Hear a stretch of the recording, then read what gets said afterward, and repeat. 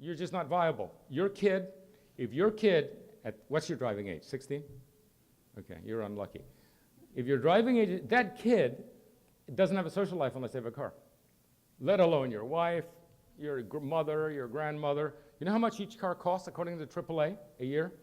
$9,000. That's the cost. Between one thing and another, it's $9,400 a year to own a car, average. And you know the number of cheap cars, so imagine how much some of you are paying. And you know, it's not like an option. You have to have it. And we have been building a place, a nation, 70% of what exists now basically is completely dysfunctional unless you can drive. So we've saddled the private realm with this incredible cost, which is why we can't afford housing. You know what's amazing is you look at this nation and the first 350 years, and without any government help whatsoever, people were housed. Like, how did that happen? You know? And then suddenly, neither private nor public can house. We haven't got enough money for public housing, and the private housing doesn't work either. No one can afford housing. They need subsidies, they need cheap. What's happening? We have allocated an enormous amount of private wealth to the ownership of automobiles. Do you realize that at whatever the interest rate is that you can get, and I haven't tracked it, if you're spending $9,000 per car, let's say 10, and you multiply it by, let's say, 10% interest rate, which it isn't, it's much better than that, but let's say 10, you can buy $100,000 worth of house. You can qualify. For every car you don't have, you can qualify for $100,000 more of housing. Okay, so the solution to the housing crisis isn't like getting even cheaper studs, cheaper construction, more hollow core doors, you know, crappier appliances, air conditioning systems that break after 3 years. I mean, have you looked at, when was the last time you had an appliance that lasted more than 3 years? It's all crap, okay? But with that $100,000 that we force everybody to apply, we could have bought real houses like our ancestors did with real wood, you know, and real doors and real brass hinges, something that lasted. Something that actually lasts pretty well even without maintenance, instead of this continually falling apart termite bait. That's what all this stuff is. You know, it's absolutely amazing the wealth that we count on, you know, and that's the lifestyle of the American middle class. Now, that lifestyle, oh, by the way, and you know what's warming the climate? The cars, driving around. Because you hear, oh, it's the buildings, it's the shipping, it's the degrading vinyl, it's the coconut plantations, it's like it's everything, right? It isn't. The huge monster in the room is the cars. Okay? Now, so I spoke about 3 crises. They're all related to the lifestyle of the American middle class. It's the way we live. Okay? That's the key. And guess what we've been doing in the last 30 years? We are now exporting it.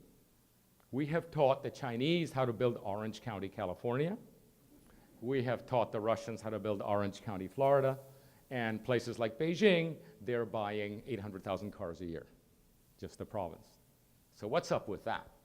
Okay? It's the lifestyle of the American middle class. So this lifestyle is what 70, 80, 90% of your city is like. This Mobile is that way, and it hasn't got a future. Not a real future, but the future I'm talking about, 20 or 30 years from now, it doesn't have a future. As you get older, the boomer generation like myself, guess what happens? You can't drive. Happens real early. And I know because I live with my grandmother. Regardless, okay, she stopped making left turns at 75. She got a chauffeur at 80, okay?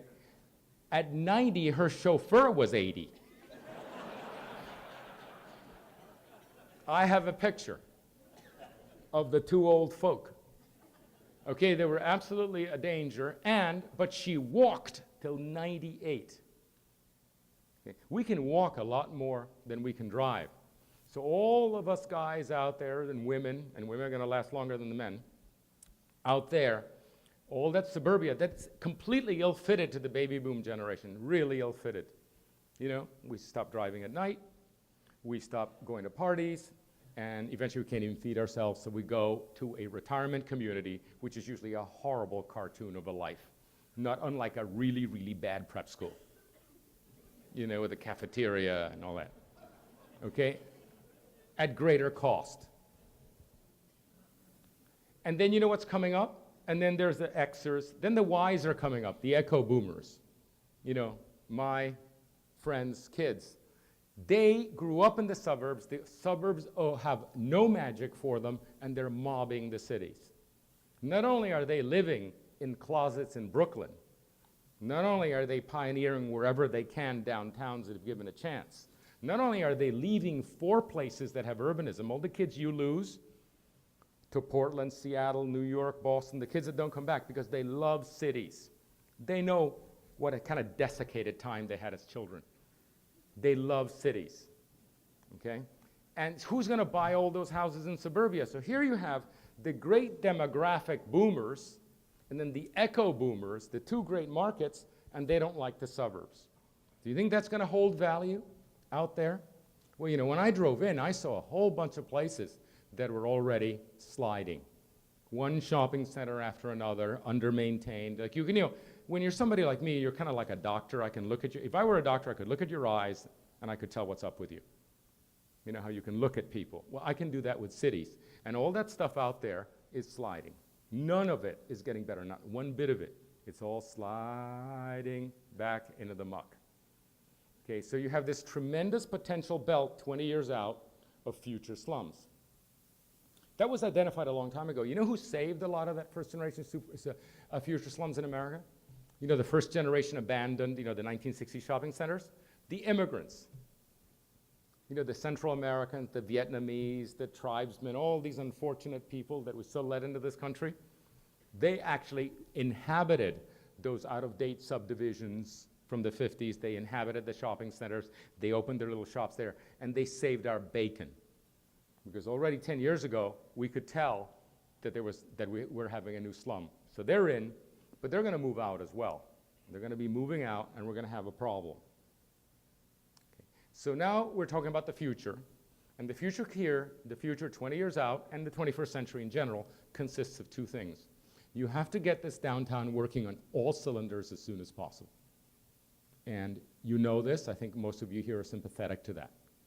And there's a lot of know-how on how to do it, but you have to get out of the way. Because I've heard both stories of success, but not a single story of success was it without friction. Okay? And the people causing the friction are a lot of people that have not been alerted to how things have changed. A lot of public works people, a lot of zoning people, a lot of traffic engineers that have the suburban model in mind. And it shouldn't be that difficult to build a sidewalk in Spring Hill. It shouldn't be that difficult to get an outdoor cafe installed in this city.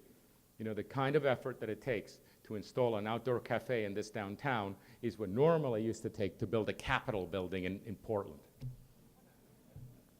You basically have to mount a 2-year campaign to get anything at all done because of the resistance of people that don't know what it's going to be like 25 years from now. Totally out-of-date manuals, out-of-date standards and so forth. Now, the cities that are progressive, they're taking that entire those entire bloated bookshelves of standards and ways of doing utilities, the utility, I know there's a utility person. You know what the size of a utility corridor is in Paris? The diameter of the pipe. Okay, you know what the size of a utility corridor is in the United States? And maybe you don't.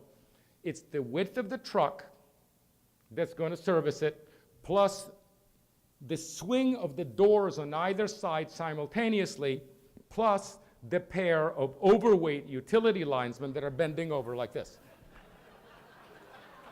And I've seen the drawing from the butt of one lineman to the butt of the other lineman to explain to me why the utility corridor has to be 14 feet wide just in case somebody has to service it.